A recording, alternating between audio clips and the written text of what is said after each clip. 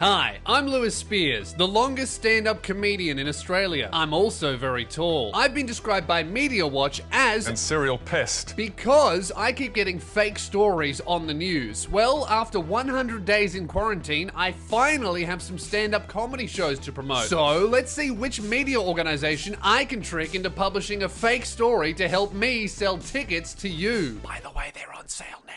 LewSpears.com. Now, I've already been on A Current Affair, The Herald Sun, Triple J, The Age, Rebel Media, 3AW, ABC Nightline in America, and more. So, who is my next target? How about the world-renowned, prestigious media organization known for their hard-hitting journalism and diligent reporting? Vice News. Now, what's a fake story that Vice would like? How about I smoked weed with a celebrity? Nah, that's kind of boring. What about I hacked into Trump's emails? Nope. Too crazy. To get a fake story on Vice, I need to give them the perfect tale for their website. Vice love writing about three things: drugs, weird sex, and technology. For my fake story, I'm going to combine two of those things. Recently, a company released a new kind of chastity cage called the Cellmate. It connects to the internet so that your partner can control your privates from their phone. Alright, how about this? Can I get Vice magazine to print a story about a hacker who broke into the Cellmate system and used it to lock my dick and balls in a digital chastity cage and then refused to let me go until I paid them hundreds of dollars in Bitcoin?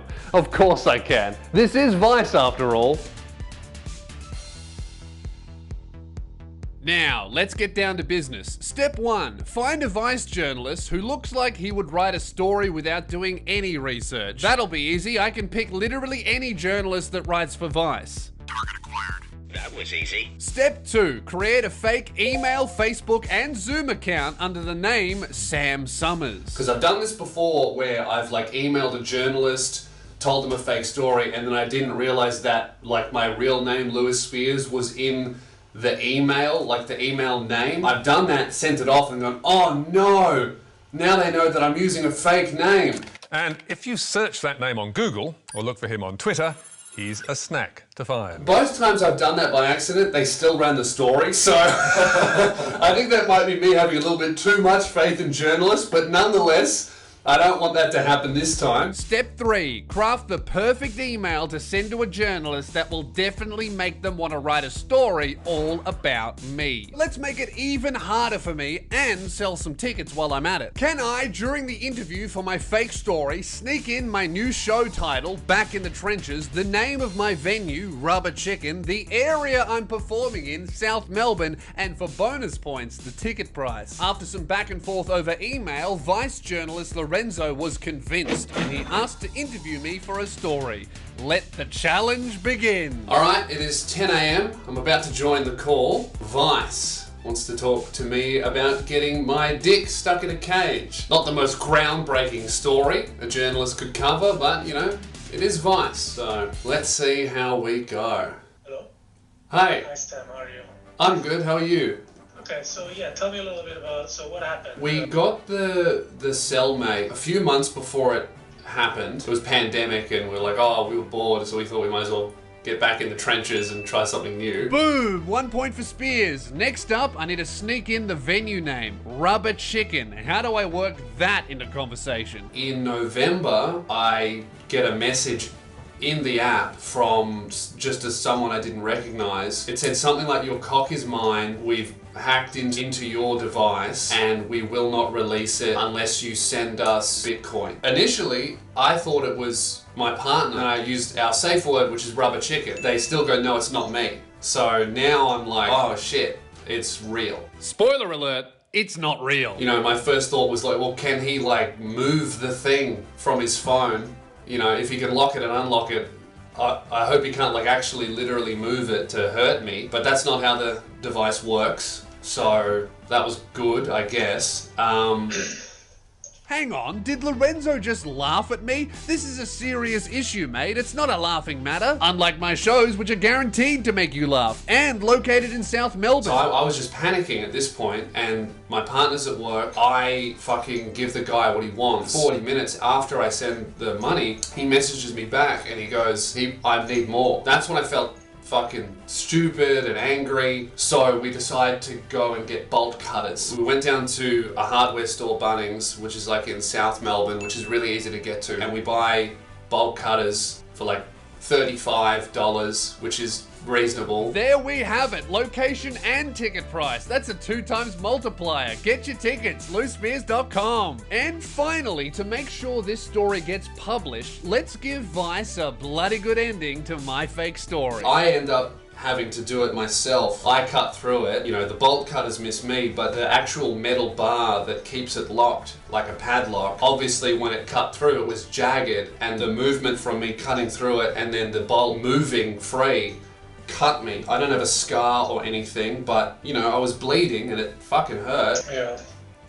Yeah, I'm really sorry this happened to you. It must have been very stressful. And Thank you very much, mate. thank you again. Bye-bye. Hook, line, and sinker, baby. Great success. I think we're going to be on Vice. Let's go. Very good. That's a huge win. I got off all my keywords.